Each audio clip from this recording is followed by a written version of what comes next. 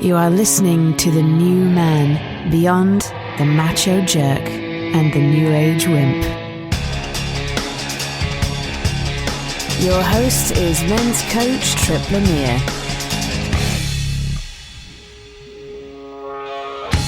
Is it your responsibility to make your wife or girlfriend happy? Do you treat her like a partner or an authority who gives you permission to do things? And do you speak up for what you want or keep quiet to avoid rocking the boat? Athlete, model, mother, and wife to Laird Hamilton, Gabby Reece is here to let us behind the curtain of her life while crushing the illusion of a fairy tale marriage.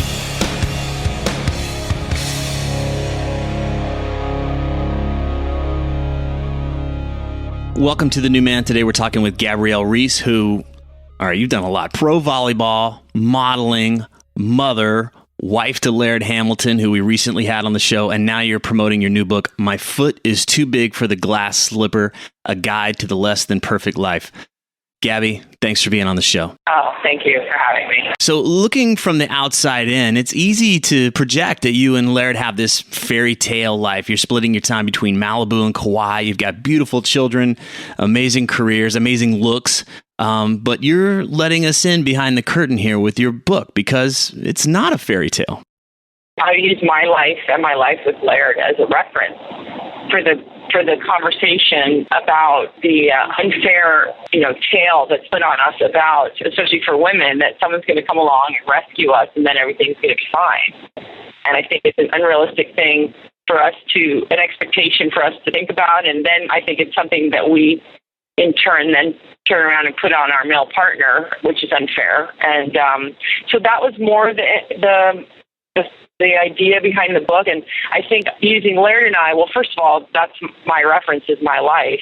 But it may be in certain ways I can make the point even better because we're perceived as, well, that seems all sort of very perfect over there. I've had people say to me, well, you're really tall and you're an athlete, and Laird's really tall and he's an athlete. And I mean, you guys are and you're blonde and you're like the perfect couple. I was like, and that is what makes a marriage work, And so I think it was like a really good jumping off point to be like, well, let's look at it, what does make it work? And is it like if the woman is physically perfect or the man makes a certain amount of zeros, is that going to make it work? And I think it's a bigger thing. It sounds like a trap where we're chasing an ideal of success and that somehow that's going to translate to a solid relationship. Everything gets defined by, this is success. Success is a big house and shiny cars and, 2.3 kids. And it's a bit of a rat race, the whole grind of it. And so both of us have separately and together kind of gone, well, what's our success, as individuals, and what makes us really happy, and like personal accountability and responsibility. And I think that's what started this whole thing. I used to write a blog called Death by Domestication as a joke. The hitting all the marks for domestic living can be very uncreative and doesn't mean you're going to be happy, right? Doesn't mean you're going to be happy. Well, yeah, and also just because you're now with somebody, their job actually isn't to make you happy. And so, and really remember, I'm a female, so I'm speaking, Yeah. Of course, I'm a huge advocate of men.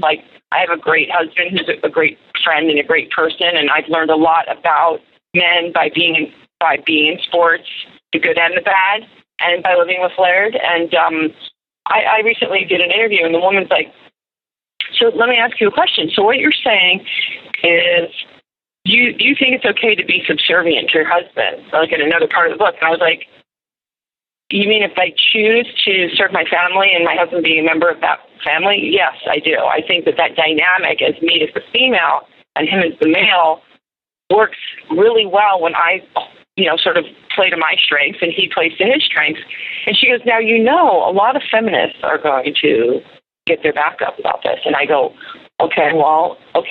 And I don't know of a bigger feminist than me, Right. And even in it, so I think sometimes that's, and why not? Why can't we talk about it? Because I think it's become confusing. It's I think men are very confused. They're sort of like, should I tell you look pretty? Should I open your door? Shouldn't I? And we actually don't even I think we don't even teach men nowadays, or young men, about being men. Yeah. And I mean all the great qualities of what masculinity is. You know, it's like sometimes people go, "Oh, men and women," but those are the real essence of both of those traits are wonderful. And yes, and some are funny. You know, like Laird always jokes. You know, I'm obviously not a mind reader, and so you know, I say in the book, be really clear about what you need and what you want, because your guy actually wants to help you. He just doesn't know what. And because it's obvious to you, or it would be, doesn't mean it is to him. So, well, I want to get back to this idea that you had of this, I call it the princess syndrome, where the guy's going to come along and he's going to save us, or he's going to save you, the woman, right? And did you grow up with that story, even if subconsciously in your mind, like, once I get the guy and we get married, it's going to be, that's the storybook happily ever after thing? I think what happened to me was when I met Laird, who is, you know, in obvious ways and not obvious ways, a pretty extraordinary man. I sort of thought, oh, that's will take care of itself now. And it was also the skill set about, well, what happens after? You know, like, you know, that's where the book starts. Like, okay, so you have the guy in a big white horse, but now what? And so, yeah, because you filed for divorce, right? Like, it wasn't a few years in, you were, I'm out of here. Yeah. So what shifted there for you? What had you on that verge? I think for me, again, I was 25 when I met Laird, and I didn't have the skills. And you know, you're still acquiring skills. I still am acquiring skills, but the skills to maneuver certain things in my personality with his, and his with mine. And so I think a few years in, I kind of walked around Laird and walked around his intensity, and he could, you know, at the time he could be quite moody, and I didn't say very much. And I think through time I grew to resent that, because I thought, now I'm curbing my personality to be with this person instead of speaking up, because I didn't want to rock the boat or create, you know, have a 5-minute argument. You talk about it in the book about sucking it up, kind of like from an athletic perspective. You play through it kind of thing, but that sucking it up in a relationship just sounds like it leads to that resentment, and that's what had you leading out the door. Is that right? Yeah, I think that was part of it. I think that was part of it. And I think I have my own things, my lack of ability to really be vulnerable. Obviously it always takes two. So I was doing things or not doing certain things to enhance the relationship that kind of brought us to that point. So it was pretty rugged, but it's sort of the thing that I think, because we were able to endure it and work through it, that in fact we were not only much better off for it, but I think our appreciation for the opportunity to be together kind of got in focus. And I think it still is that way. I think both Laird and I understand that we're fortunate to be in our relationship, and so we should, treat it like that, versus, you have a chemical reaction with somebody and it goes together, and all of a sudden the thing's, on its own. It's not. So, well, I'm curious, because I imagine there's a lot of people that are listening to this, and they got one foot in, one foot out. And so if you can only really speak from your experience, but looking back, what had you be like, oh, you know what, I'm all in. I'm going to really do this now. Well, I think, if you want to give it an analogy to sports, when I've been beaten when I played really well and I left everything on the court, and I didn't mind that so much. It's when you walk off the court and you're like, I was tentative, or I held back, or whatever. And I think with a marriage, the time to really try is when you're in it, and that means even if you're thinking if you want to be out of it, because this is the opportunity. See, what happened for me was, Laird then sort of went, okay, well, I guess I'm moving on. And then when he almost was sort of out of my range, it dawned on me, like, well, did you really give it everything you had? And I hadn't. And so maybe that is another difference, is I don't just assume that Laird is going to be with me because we have daughters and we have a life together. But every day I kind of, and I don't mean this in a brutal way, but every day I work for it, because this is the time to do that. I'm in this relationship, so why not try to make it the best one I can be right now, even though it's the same guy. There he is, same guy. And that's what happens, I think. So at least I try, and in the book, I don't actually give advice. I sort of just, again, share my side, and every situation is different. But first and foremost is, honesty and communication, even the really ugly and uncomfortable stuff. I think that there's just no way around it. Got to get it out there. You do. And I think not building up resentment. And I think the roles have to be really clear, and the expectation, right? Like, if I say to Laird, I really need this from you, and he sort of could say to me, well, I can't do that, or I can do that, Mm-hmm. But if I say, no, I have to have this. And I even think with men and women, I think men's need for intimacy is different than women's, and it's communicated in a different way. And I think that's a very big point between men and women, is intimacy. And I think that sometimes it's almost like my husband, it isn't demanded, but I understand. It's like, here's the 8 things I need from you, and can you do it? Well, let's talk about that, because you talk about this foundation, and you talk about having a list of these traits, and there's a very conscious. It's very conscious, and my wife and I are very conscious about this going in, but not everybody sits down and says, yeah, what do I really want? What do I got to have in a relationship, or this thing just isn't going to work? And if we don't communicate that, then how do our partners know? I mean, it's a moving target for them. And so talk about that list of traits. Was that something you came up with after you guys have been together, or was that something you knew coming in? No, mine's after. Everything was an after. I don't want to say an afterthought, but Laird was a surprise for me. I didn't even have a chance.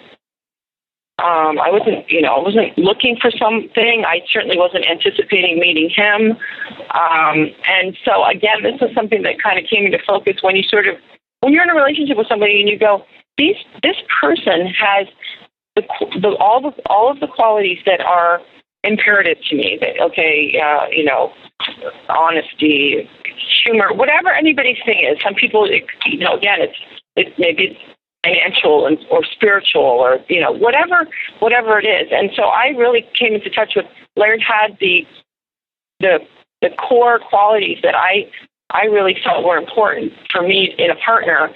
And so then I learned, let it go, let everything else go. But as far as like those other things that somehow was like getting worked up about, or even getting over analyzing.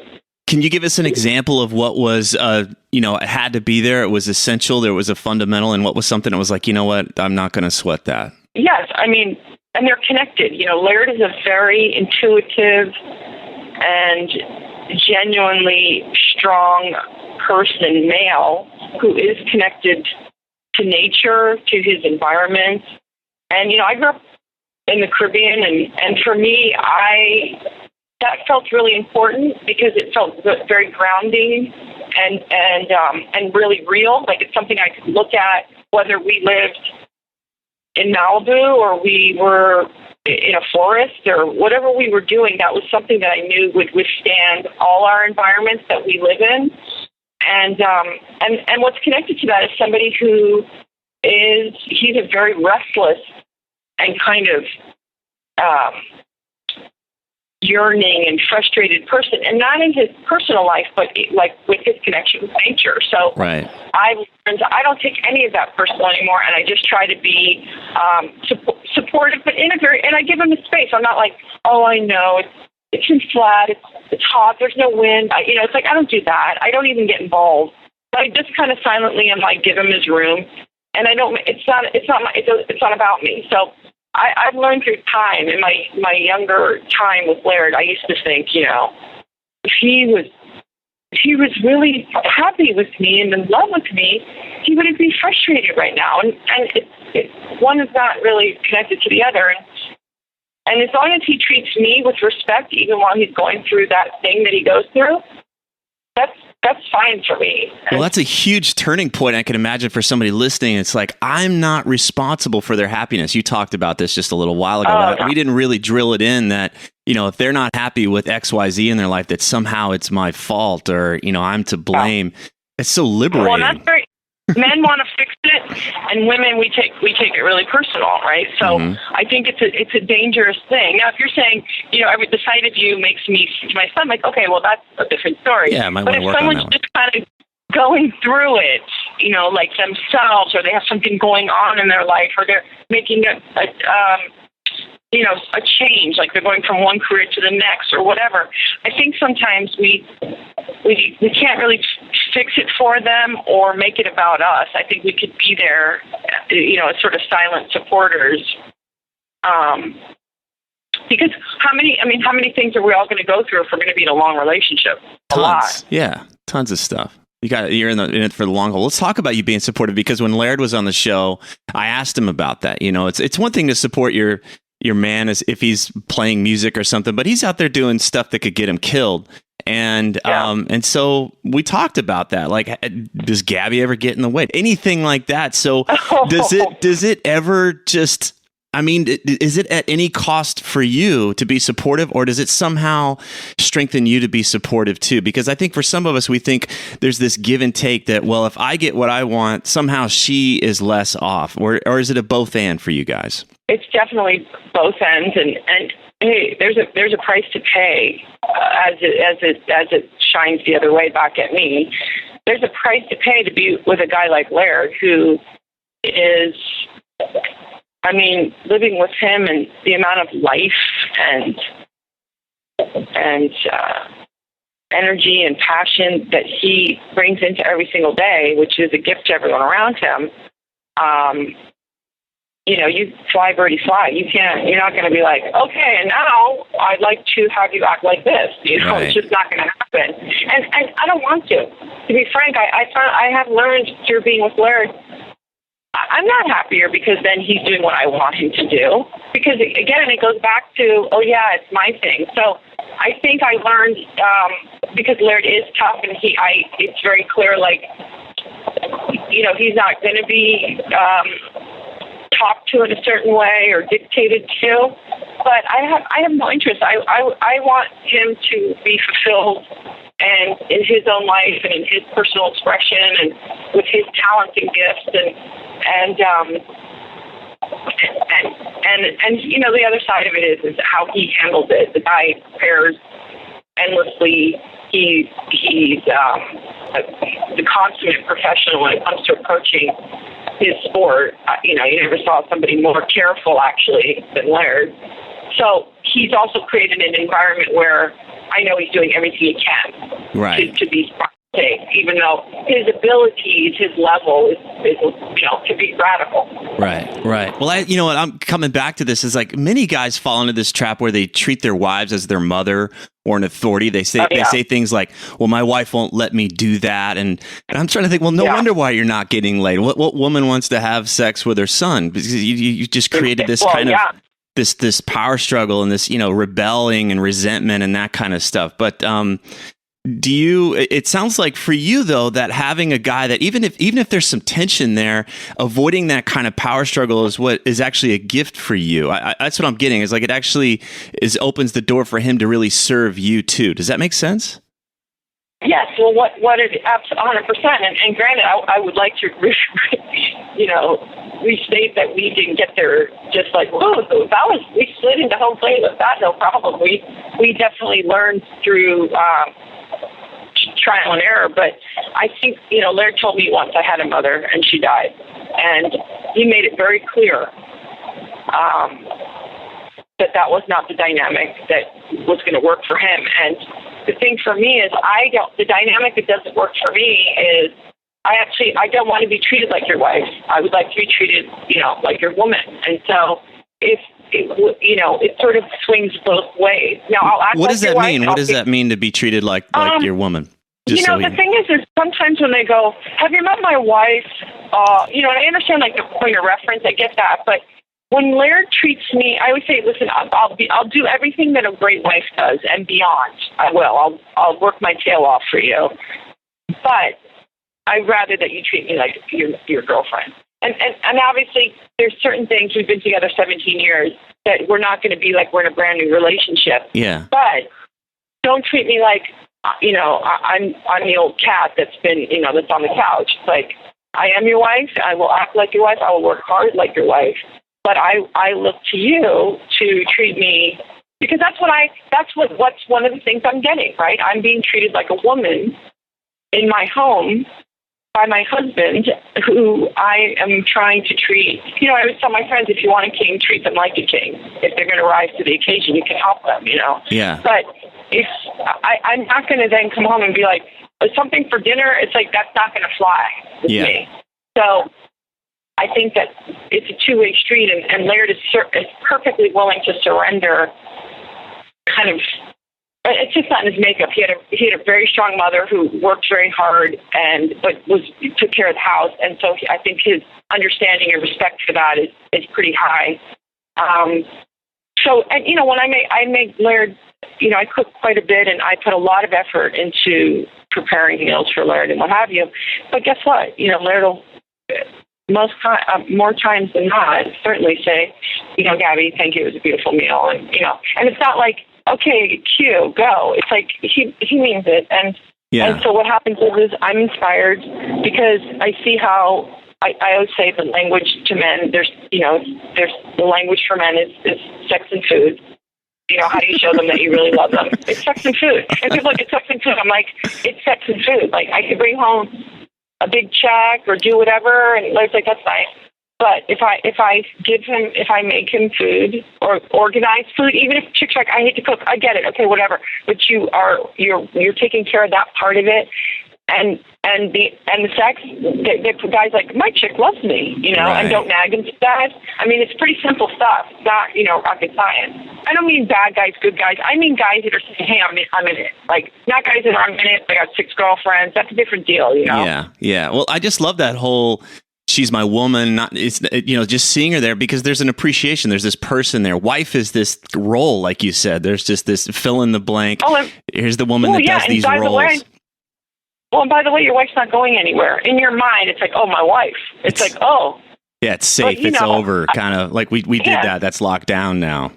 She is, yeah. But if it's your woman, then also what happens is if you can nurture that dynamic with your partner, then all of a sudden a woman will continue to blossom. Now, is she going to be perfectly, 25 forever? No. But will she continue to blossom in all of the great things that women can be and are 100%? And so I think it goes both ways. Having said that, that doesn't mean we're on our game every single day, right. And we don't have weeks where we're stepping on each other's feet and we're out of rhythm. That happens, but it's more about where, at least what you're thinking and where you're trying to get to, or things like that. How did you arrive at this mindset? Because looking at you, it's not like you came from the Cleaver household. You've been a professional athlete. You've been very independent. You have your own identity. You have been this big star. You've done all this stuff. It's been really, and then to step into this role and to really carve out, like, no, I'm his woman, and this is how I prefer to be treated as a woman, and I cook meals and the sex and all this kind of stuff. I can see the feminists getting their back up a little bit about, like, don't lose yourself, Gabby. Like, come on, we're rooting for you. Does it feel like a battle? Like you're giving something up? It is a battle. It is. It's a battle not to become a wife and a mother, for sure. Mm-hmm. But I can handle it. It's just, it's pretty rugged, and I've been there for my family pretty solid for like the last 10 years. And certainly in my mind, I'm like, okay, I'm ready to start to branch out, and I'm like, I'm going to have to get them prepared and ready.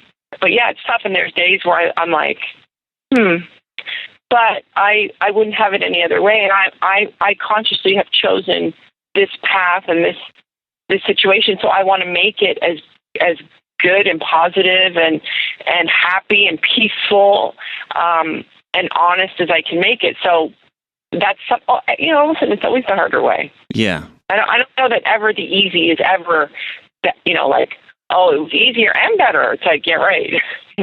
Well, I think, when you started out and we talked about the divorce and everything, and there was that, I'm not speaking up for myself. I'm not saying, hey, this hurts and don't do it or whatever. And then now, I could just feel you really, really claiming your space in the relationship, and that's what has it thriving. Is that fair to say? Well, yeah, and I think it's like I'm in it. I want why I want to make it. I want to do something with it. It's like I don't want it to stay the same. I want it to keep changing and growing, and so I have to participate, and I have to be thinking about it. I can't be like, oh, it's because it's the what do they say, that one thing that is never is for sure is that everything's going to change. It's like you have to be paying attention. Oh, that worked. Oh, that didn't work. How can I do that better?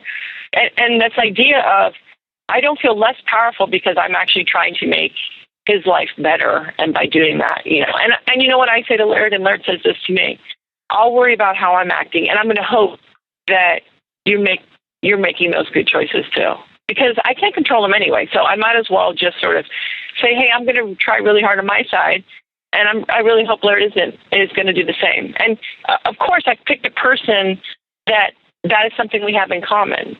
So that works out. It's not healthy when one's busting their hump and the other one's like, good job, Right. Right. That doesn't work. And eventually someone will walk out the door, or, resentment or whatever. But I want to leave it all on the court, the same thing, and even in my marriage. I like that.